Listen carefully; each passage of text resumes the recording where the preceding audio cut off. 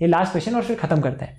Force acting on a particle is this, है ना, ध्यान से सुनो, force acting on a particle is this, एक पार्टिकल पे ये फोर्स लग रहा है, ठीक है। और फिर तुम्हें एक अभी मैथ्स का सवाल है बेसिकली, है ना, मैथ्स का सवाल है, जहां पे भी मैथ्स आ जाती है ये एडवांस का सवाल हो जाता है।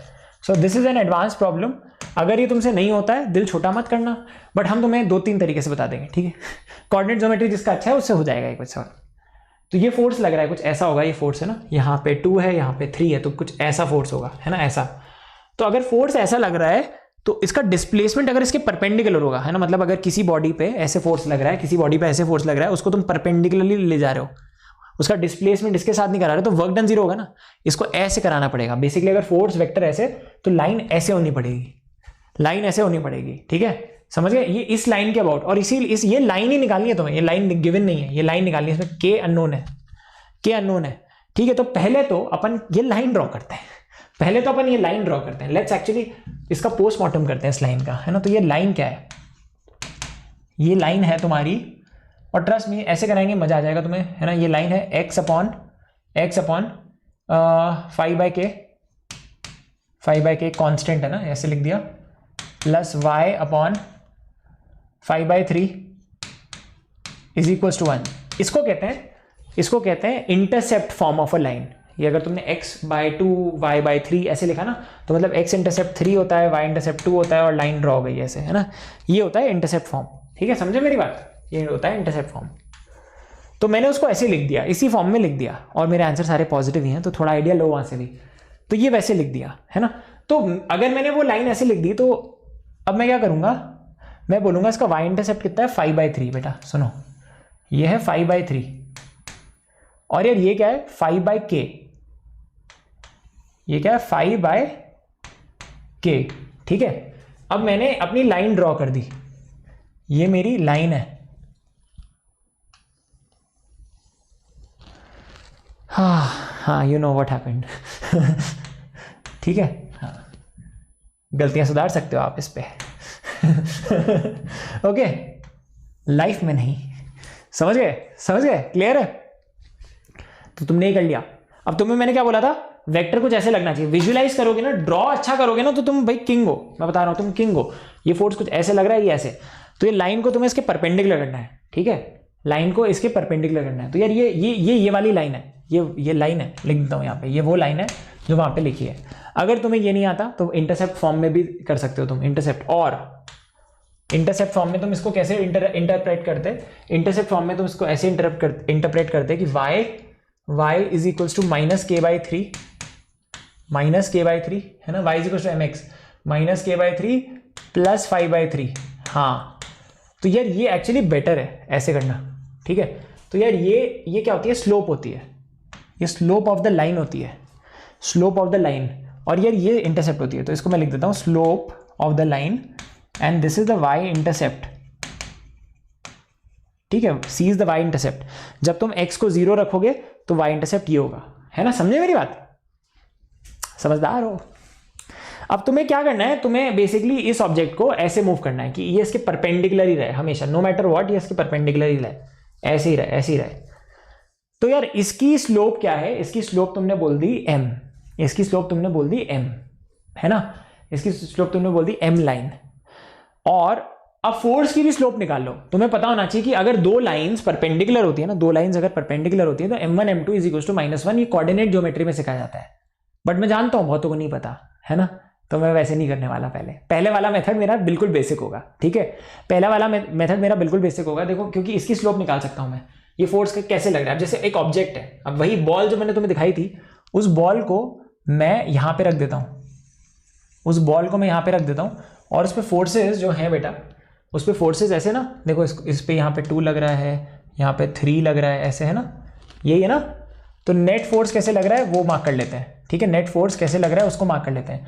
तो यार इसका तुम्हारा नेट फोर्स क्या है, ये तुम्हारा 3 है, ये तुम्हारा 2 है, तो तुम्हारा नेट फोर्स मैं मार्क करूंगा, कौन से कलर से मार्क करें, इसको काले से करते हैं, है ना। तो तुम्हारा नेट फोर्स ऐसे लग रहा है, ये तुम्हारा F वेक्टर है, ठीक है बेटा, ये तुम्हारा F वेक्टर है, which is 2i cap plus 3j cap, ठीक है, ये 2 है, ये 3 है ना। तो अगर मैं ये एंगल निकाल लूं, ये एंगल क्या है बेटा, 3/2 है ना, ये देखो, ये 3 है, ये 3 है, ये 2 है, तो tan थीटा क्या होगा बेटा?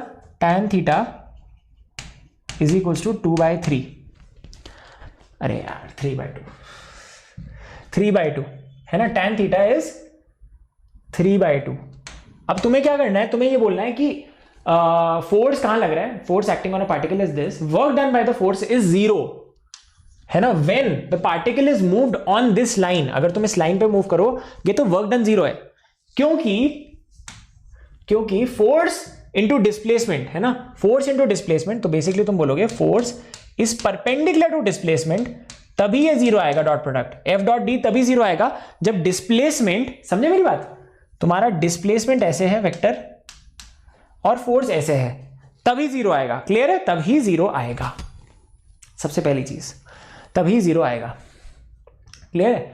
अब तुम बोलोगे यार एक वेक्टर निकाल लो, डॉट प्रोडक्ट कर लेंगे, काम खत्म, है ना, यही तुम्हारे माइंड में चल रहा है, एक वेक्टर निकाल लो सर, नमो सर एक वेक्टर निकाल दो जो ऐसा हो, एक ऐसा एक ऐसा। हाँ निकाल सकते हो, वो वेक्टर क्या होगा, देखो वो वेक्टर क्या होगा, अगर तुम्हें वो वेक्टर निकालना है, सुनो, अगर तुम्हें यहां से यहां ले जा रहे हो तो तुम्हें पता है यार इतना नीचे जा रहे हो, इतना नीचे जा रहे हो, तो बेसिकली इफ यू सी, तुम वो वेक्टर निकाल सकते हो, this I cap minus this J cap, minus this J cap, वो भी कर सकते हो तुम, है ना, अगर तुम ये डिस्प्लेसमेंट वेक्टर यहां से यहां तक ले लेते हो, वो भी तुम कर सकते हो। मेरी बात समझे? अगर तुमने बोला यार यहां से यहां गया तो उस डिस्प्लेसमेंट वेक्टर को तुम लिख सकते हो, this thing I cap and that thing J cap, है ना। चलो वैसे करूं क्या? वैसे कर लेंगे यार, है ना, वैसे कर लेंगे, अभी कर लेते हैं, चलो कोई नहीं, वो मेरे माइंड में अभी ऑन द फ्लाई है, मैं वो डिस्कस नहीं करना चाहता था, बट चलो अब आ गया है तो कर लेते हैं, उससे भी आ जाना चाहिए। अगर तुम ये वेक्टर निकालना ही चाहते हो तो वो क्या होगा, this thing I cap plus this thing J cap, और इनका डॉट प्रोडक्ट 0 कर दो, तुम्हारी के की वैल्यू आ जाएगी, है ना, के की वैल्यू तुम्हारी 2 आ जाएगी, ठीक है, 2 आ जाएगी, but that is not important, important वो है ही नहीं, इंपॉर्टेंट वो है ही नहीं, है ना।